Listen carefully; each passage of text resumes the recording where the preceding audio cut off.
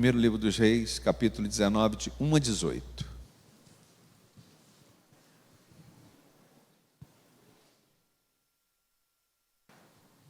Vamos ler todos? Está projetado no Data Show. Vamos ler todos? Acabe fez saber a Jezabel tudo quanto Elias havia feito e como matara todos os profetas à espada. Então, Jezabel mandou um mensageiro a Elias a dizer-lhe: façam-me os deuses como lhe aprouver, se amanhã, a essas horas, não fizer a tua vida como fizeste a cada um deles. Temendo, pois, Elias levantou-se e para salvar a sua vida e se foi. Chegou a Betseba, e que pertence a Judá. Desculpa, vamos ler de novo. Chegou a Berseba, que pertence a Judá, e ali deixou o seu moço. Ele mesmo, porém, se foi ao deserto, caminho de um dia, e veio e se assentou debaixo de um zimbro, e pediu para si a morte, e disse: basta, toma agora, ó Senhor, a minha alma, pois eu não sou melhor do que meus pais. Deitou-se, dormiu debaixo do zimbro. E eis que um anjo tocou e lhe disse: levanta-te e come. Olhou ele e viu junto à cabeceira um pão cozido sobre as pedras em brasa e uma botija de água. Comeu, bebeu, tornou a dormir. Voltou segunda vez, o anjo do Senhor tocou-lhe e lhe disse: levanta-te, come, porque o caminho te será sobremodo longo. Levantou-se, pois, comeu, bebeu, e com a força daquela comida, caminhou 40 dias, 40 noites até Horebe, o monte de Deus. Ali entrou numa caverna, onde passou a noite. E eis que veio a palavra do Senhor, que lhe disse: que fazes aí, Elias? Ele respondeu: tenho sido zeloso pelo Senhor, Deus dos exércitos, porque os filhos de Israel deixaram a sua aliança, derribaram os seus altares e mataram os seus profetas à espada. E eu fiquei só, e procuram tirar minha vida. Disse-lhe Deus: sai, põe-te nesse monte perante o Senhor. E eis que passava o Senhor. E um grande e forte vento fendia os montes, despedaçava as penhas diante do Senhor. Porém, o Senhor não estava no vento. Depois do vento, um terremoto. Mas o Senhor não estava no terremoto. Depois do terremoto, um fogo. Mas o Senhor não estava no fogo. Depois do fogo, um cicio tranquilo e suave. Ouvindo, Elias envolveu o rosto no seu manto e saindo, pôs-se à entrada da caverna. Eis que veio uma voz e disse: que fazes aí, Elias? Ele respondeu: tenho sido em extremo zeloso pelo Senhor, Deus dos exércitos, porque os filhos de Israel deixaram a sua aliança, derribaram seus altares, mataram seus profetas à espada. Eu fiquei só e procuram tirar minha vida. Disse-lhe o Senhor: vai, volta ao teu caminho para o deserto de Damasco, e chegando lá unge a Israel sobre a Síria. A Jeú, filho de Nissim, ungirá sobre rei Israel, e também Eliseu, filho de Safate. De Abel-Meolá ungirás o profeta em teu lugar. Quem escapar à espada de Azael, Jeú matará. Quem escapar à espada de Jeú, Eliseu matará. Também conservei em vida 7.000, todos os joelhos que não se dobraram a Baal e toda a boca que não o beijou. Pode voltar para o 1, por favor. Quando eu pedir, a gente vai vai avançar. Já lhe dei minha alegria, já estanquei o sangue quando fervia. Olha a voz que me resta, olha a veia que salta, olha a gota que falta para o desfecho da festa. Por favor, deixe em paz meu coração, que ele é um pote até aqui de mágoa. Em qualquer desatenção, faça não. Pode ser a gota d'água. A gota d'água.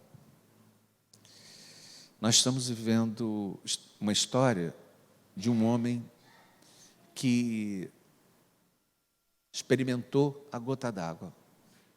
Se eu passasse o microfone para você, perguntasse qual foi o momento que você olhou para si e disse, não, foi a minha gota d'água. Qual foi o momento da sua vida que você olhou para si e falou assim,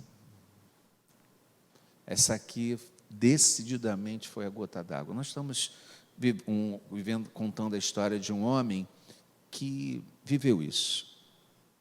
Se a luz do céu não iluminar o coração de qualquer pessoa, pode escurecer, mesmo que isso aconteça gradativamente. Se a luz do céu não iluminar o coração, qualquer pessoa pode escurecer, mesmo que isso aconteça gradativamente. O Senhor tem enchido a nossa vida, mas talvez nosso coração esteja amortecido. O Senhor tem falado ao nosso coração, mas existem momentos que a gente vive esse pôr do sol, esse toldar do sol. Esses momentos assim, nós não chamamos de depressão. Muitos se apropriam do texto de Elias e chamam o texto de depressão. Eu não sou médico, mas depressão é muito mais do que isso. Algumas pessoas usaram essa palavra e desgastaram um pouco essa palavra. Depressão é muito mais do que isso. Mas ele vive a gota d'água. Elias fez coisas tremendas. Elias está num ponto da vida que ele viveu muita coisa. Elias orava, parava de chover. Elias orava, voltava a chover. Elias estava com fome, vinham aves do céu e traziam comida na boca de Elias.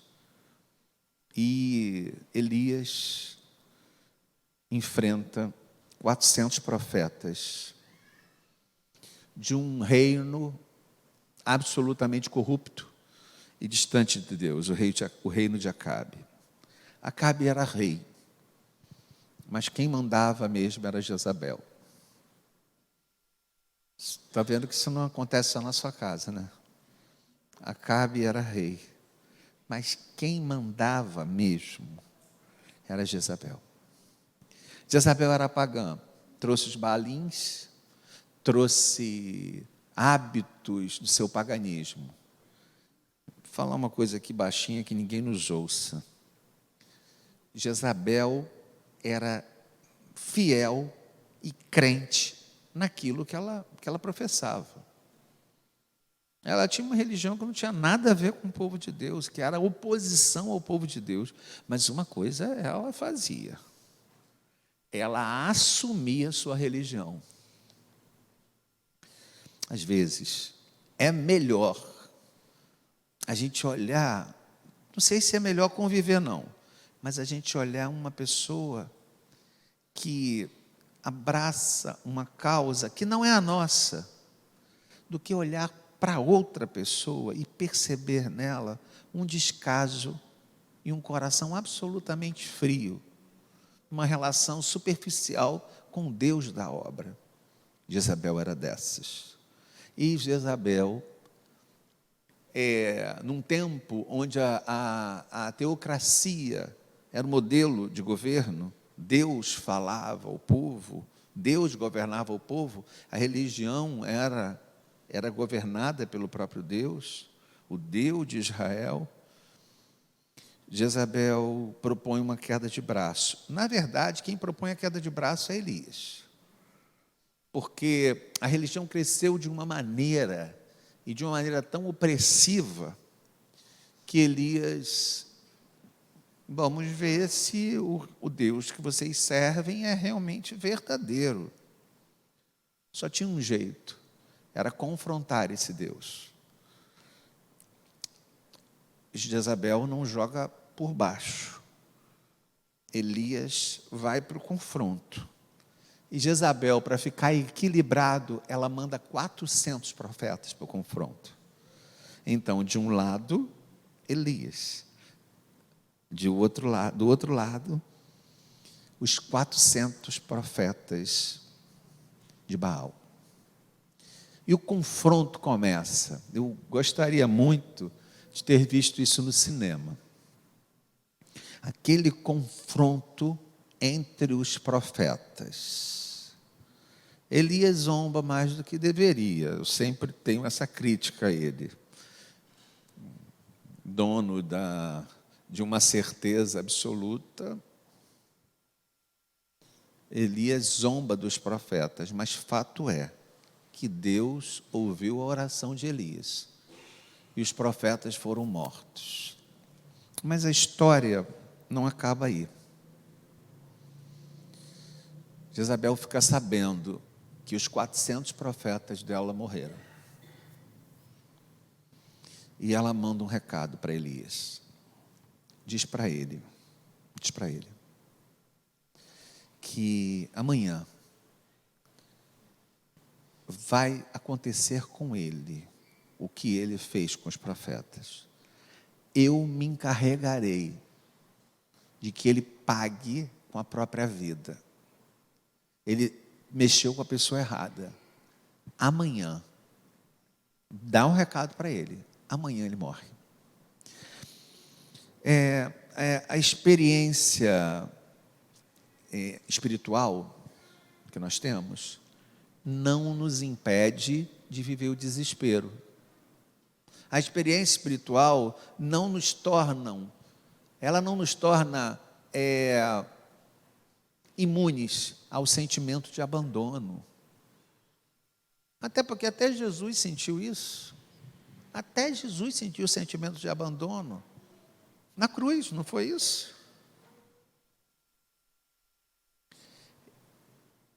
Elias começou a sentir a viver isso. A alma de Elias foi contaminada e ele se viu ameaçado por Jezabel.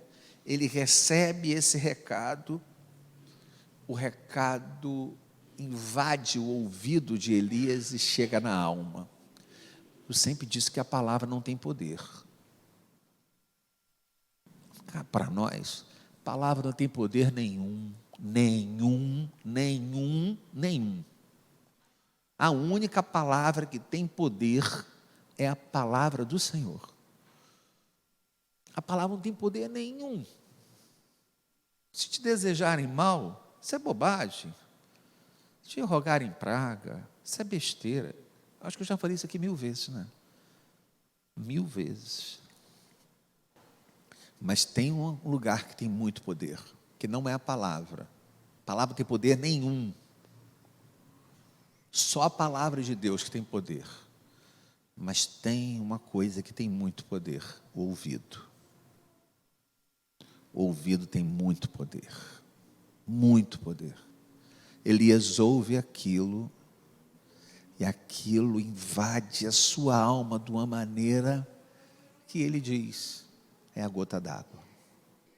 Elias deseja para si a morte, porque no fundo diz que se cansou de Deus. No fundo ele diz que se cansou da religião, que ele se cansou do papel dele de profeta, e ele se cansou de Deus. Algo aconteceu dentro de Elias. Existem tragédias visíveis que a gente pode até viver. acidentes, doenças, perda de alguém. Isso é uma tragédia visível. Mas existem tragédias absolutamente invisíveis. Essas tragédias, elas são mais difíceis de serem equacionadas, porque elas chegam a lugares que a gente às vezes não consegue dominar. São as chamadas tragédias invisíveis. Uma tragédia invisível invadiu o coração de Elias. E sem que ele percebesse, ele tinha sido dominado por ela. A palavra, irmãos, aqui para você, nessa noite, é equilíbrio. Você pode repetir? Equilíbrio. Essa é a palavra para hoje. A gente precisa diferenciar. Quem não tem equilíbrio não consegue diferenciar coisas. Quem não tem equilíbrio não consegue diferenciar coragem de ousadia, ousadia de aventura. Quem não tem equilíbrio não consegue diferenciar coragem de ousadia e ousadia de aventura. Um exemplo é aquele padre que encheu balões e foi parar no oceano, foi parar no mar. A gente, quando tem desequilíbrio, a gente não sabe diferenciar coragem de ousadia e ousadia de aventura. E a gente se arrisca sem necessidade. Isso é desequilíbrio. Quando a gente está vivendo um momento de desequilíbrio, a gente não sabe diferenciar medo de pânico. Porque medo é algo absolutamente positivo. A gente vive com medo a gente entende o medo como uma coisa para preservação. A gente é preservado por causa do medo. O medo nos ajuda a preservar. É um mecanismo de defesa do próprio corpo. Mas quem não tem equilíbrio não consegue mais diferenciar medo de pânico. Porque o pânico paralisa. O pânico, ele tem esse poder de adormecer a vida, que mostra um desequilíbrio emocional.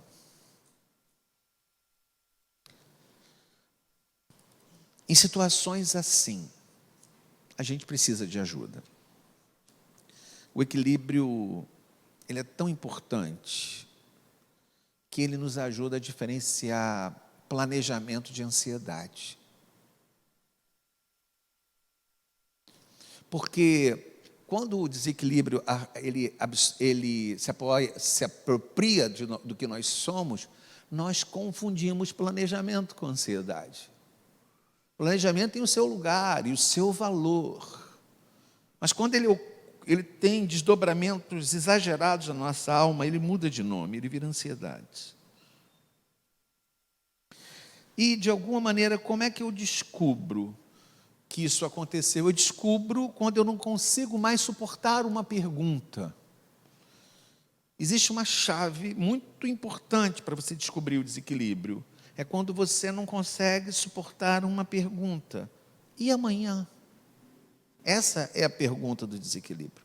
Quem inaugura esse momento do desequilíbrio dentro de si não consegue suportar essa pergunta. E amanhã? E amanhã? Porque cá para nós, a gente só tem condição de ter uma vida feliz se tiver uma alma feliz. Eu vou repetir o que eu disse. A gente só tem condição de ter uma vida feliz se a gente tiver uma alma feliz. A gente não aprende na escola, a gente aprende matemática, química, física, biologia, história, geografia e tantas outras coisas. Mas a gente não aprende a interpretar a própria vida. A gente convive na igreja há tantos anos, mas a gente continua com dificuldade de interpretar a própria vida. E a grande questão aí é fé. Fé para interpretar a própria vida. A fé ensina, a palavra ensina, esse encontro aqui ensinam a gente interpretar fatos e Atos. Elias precisava de uma palavra. Elias precisava de uma palavra. E Deus deu essa palavra para Elias.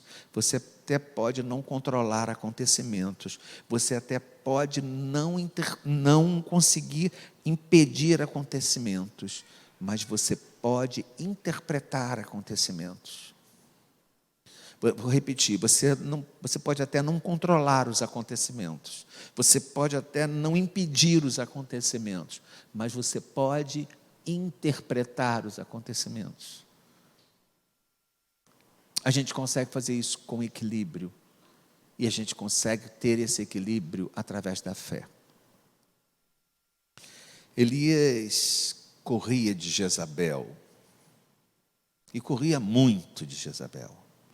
E ele foi para longe. O mais interessante é que quanto mais ele corria, mais perto ela ficava. Quanto mais Elias corria de Jezabel, mais perto ela ficava dele. Porque a questão é que o problema corre com a gente, para onde a gente vai. Porque o problema não estava em Jezabel. O problema estava em Elias. Não basta correr. A gente precisa identificar aonde a gente deveria estar. Às vezes a gente tenta correr. Às vezes a gente tenta correr do casamento. Às vezes a gente tenta correr do trabalho. A gente tenta correr da família que a gente tem. Não adianta correr.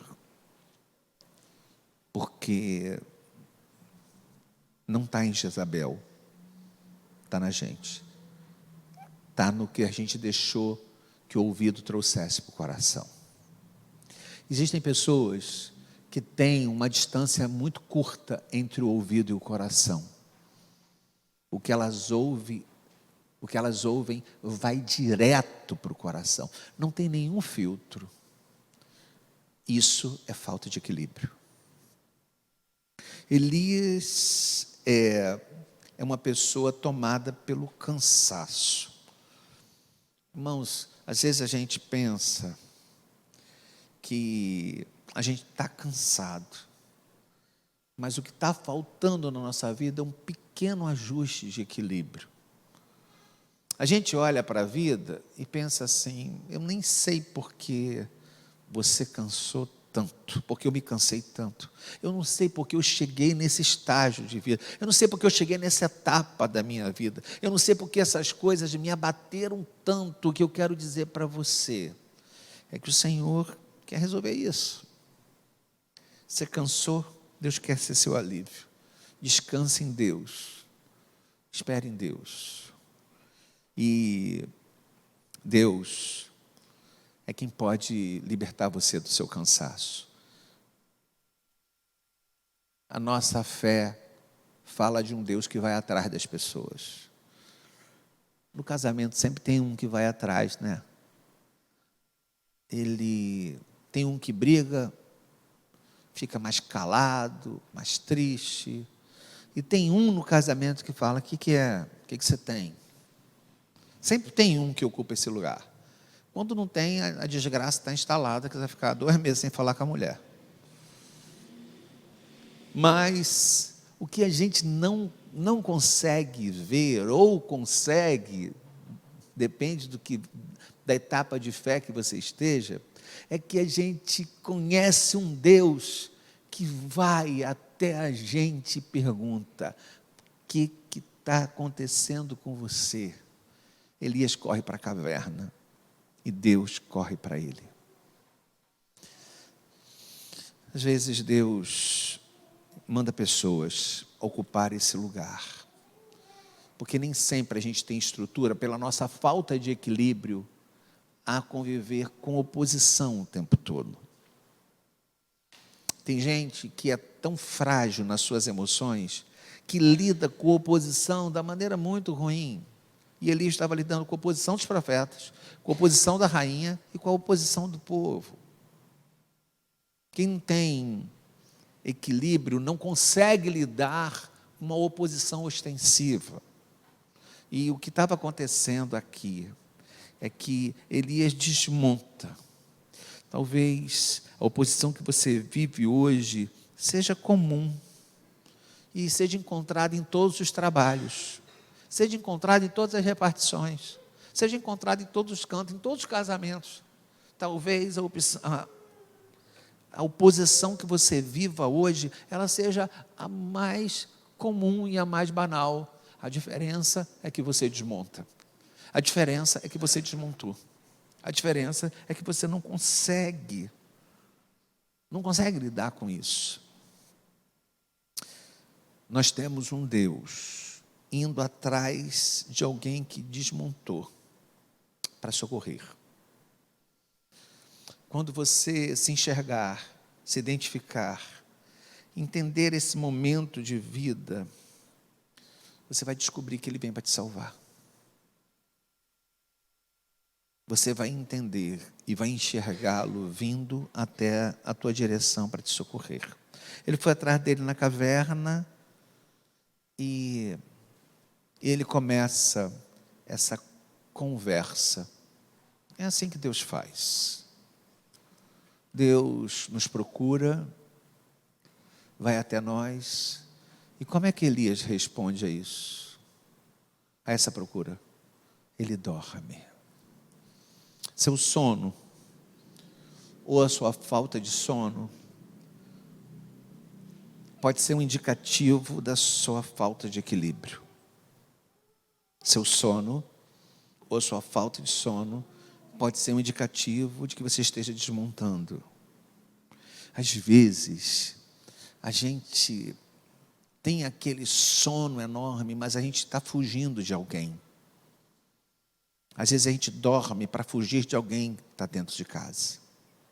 A gente dorme para fugir de alguma lembrança. A gente dorme para fugir de algo que nos aconteceu, ou algo que a gente tema que aconteça. A gente dorme para fugir, muitas vezes.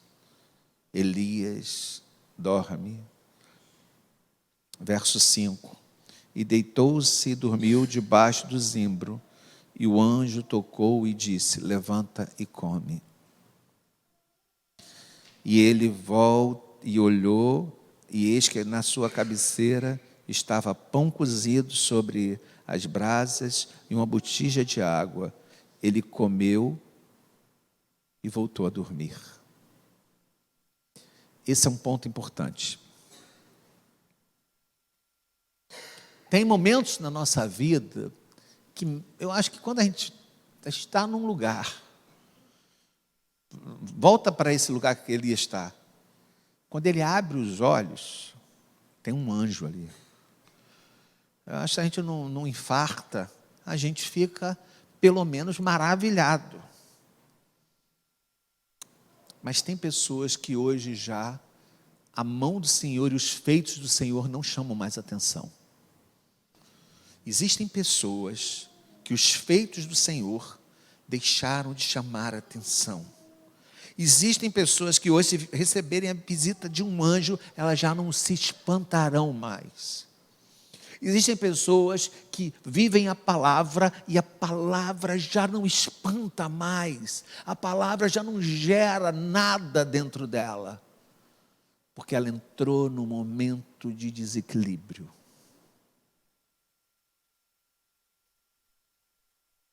Ele volta a dormir. E ele dorme, e o anjo toca de novo nele. E fala: levanta, porque tem um caminho longo para você. Coisas para você levar para o seu coração e para a sua alma. Deus providencia duas coisas ali. Esse encontro de Elias com o anjo providencia, diz para nós que Deus sempre providencia duas coisas para a nossa vida: companhia e sustento. Porque ali poderia aparecer a comida sem que aparecesse anjo. Ali poderia aparecer anjo sem que aparecesse a comida. Mas essa imagem de anjo e comida comunica comigo e com você o que você precisa entender para equilibrar a sua própria vida. É Deus vai providenciar o que você precisa. Deus vai providenciar o que você precisa. Companhia e provisão. Companhia e sustento. Aí você vai conseguir sobreviver a essa pergunta que vira uma chave na nossa cabeça. E amanhã, como é que vai ser? Como é que vai ser com esse menino? Como é que a gente vai dar conta disso? Essa pergunta é respondida pela presença de Deus na nossa vida, que providenciará sempre para nós companhia e sustento. Verso 7, levanta-te e come, porque há um caminho longo para ti. Esse é para você. Levanta-te e come, é o recado de Deus para a tua vida. Levanta-te e come, porque você tem companhia e tem provisão. Há um Deus amoroso, um Deus que eu não queria vê-lo daquele jeito, um Deus que vai atrás dele para colocá-lo de pé novamente e devolvê-lo para o caminho. A história dele é a sua história. Há um Deus que se importa e fala ao nosso ouvido dizendo: levanta, porque há um caminho grande para você percorrer. O encontro de Elias acontece na porta daquela caverna. E aquilo muda a vida dele, porque ele entende que há um caminho que ele precisa percorrer. Vou dizer uma coisa para você: não existem pessoas fortes. Não existem pessoas fortes. Existem pessoas fortalecidas. Não existem pessoas fortes. Existem pessoas fortalecidas. Quem é fortalecido consegue ouvir Jezabel e não desmontar com a fala dela. Quem é fortalecido consegue lidar com a oposição e não desmontar com a oposição. Quem é fortalecido consegue sobreviver ao que a vida monta, ao que a vida mostra, ao que a vida, porque não tem a ver com a relação, tem a ver com o ambiente da alma. Tem a ver com como a gente está pronto por dentro, o quão pronto nós estamos por dentro, o quão preparados nós estamos por dentro. A palavra se encarrega de nos preparar por dentro, e a gente consegue colocar aquilo que nós vivemos por dentro lá de fora. Porque a palavra tem esse poder. Porque aquela conversa na porta daquela caverna tinha esse poder de fortalecer. Seja profeta, seja pastor, seja diácono, seja o que for, ou não tenha título nenhum. Qualquer um tem que entender a fala do Senhor. Levanta, porque eu estou falando contigo. A gente precisa entender nesse momento que a gente está vivendo. Levanta, porque eu estou falando contigo. Levanta, porque tem um caminho para percorrer. Levanta, porque as coisas não acontecem só com você. As pessoas também passam por isso. Levanta, porque o teu problema é o sonho de muita gente. O teu problema hoje é o sonho de muita gente. Levanta, pega o caminho. Mas ele está tão destruído por dentro, que ele começa a ver o que não existe por fora. Ele diz assim: eu fiquei sozinho, todo mundo te abandonou. O que nessa fala não é só uma fala de sofridinho, não é só uma fala de autocomiseração, não é muito mais do que isso, é uma cobrança a Deus. Ele fala assim: todo mundo me deixou, todo mundo te deixou, todo mundo virou as costas para você, mas eu fiquei, e Jezabel quer me matar. Ele falou assim, olha só, levanta, porque tem coisa para você fazer. Levanta porque tem 2 reis para você coroar. Levanta porque tem um profeta para botar no teu lugar. Levanta porque você tem que se encontrar com Eliseu. Levanta. E eu tenho um recado para te falar. Não tem só você. Tem 7.000 que não se curvaram para Baal. Existem pessoas que elas se sentem muito essenciais.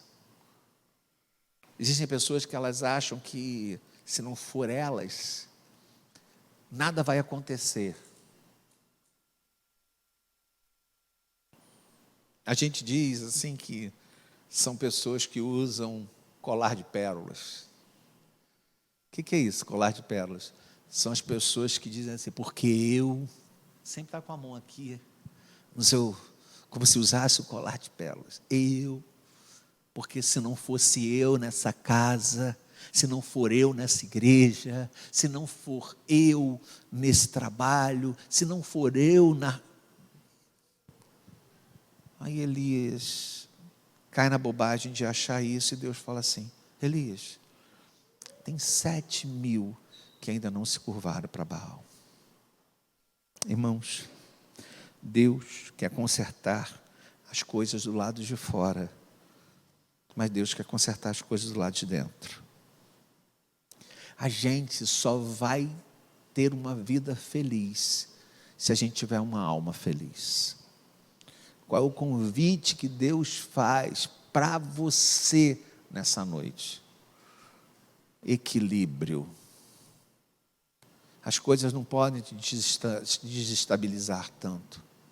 Você não pode se encontrar com um problema e ficar desequilibrada. As coisas não podem te mobilizar tanto. As coisas não podem te destruir tanto.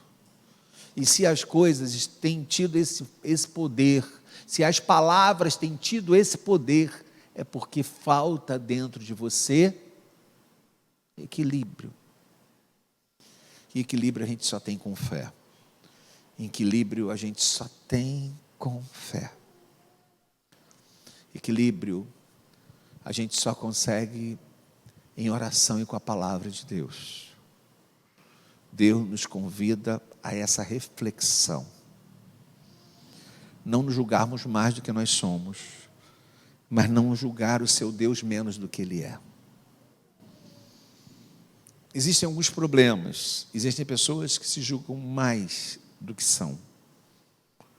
Existem pessoas que julgam a Deus menos do que Deus é. Deus tem tido histórias com você. E Deus tem te mostrado quem Ele é. O que você precisa, levanta e toma o caminho. Levanta e retoma o caminho. Levanta, e porque você tem essa casa para dar conta dela, porque você tem essa meta para dar conta dela, levanta e toma o caminho, porque eu estou contigo, eu vou contigo. Levanta, porque eu estou falando contigo. Essa frase diz ao meu coração, levanta porque eu estou falando contigo. Mas tem muita gente que Deus está falando e volta a dormir. Tem muita gente que Deus tem falado, mas a gente olha e volta a dormir. Que Deus quer para você e para a sua vida é que você entenda que você terá companhia e provisão, companhia e sustento. 80% dos meus sermões eu falo sobre companhia.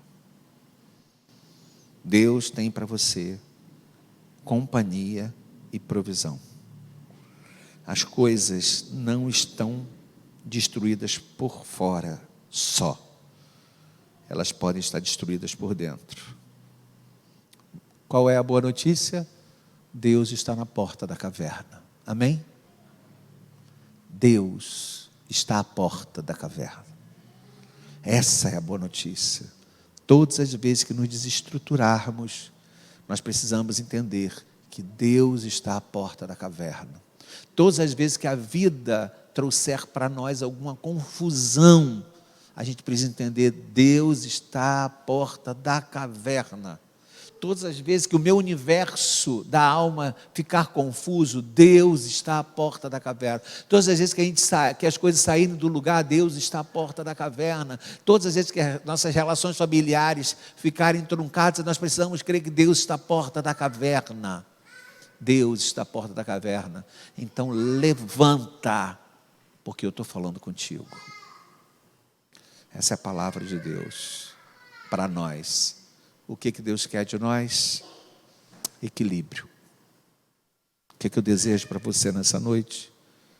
Uma fé que seja absolutamente equilibrada.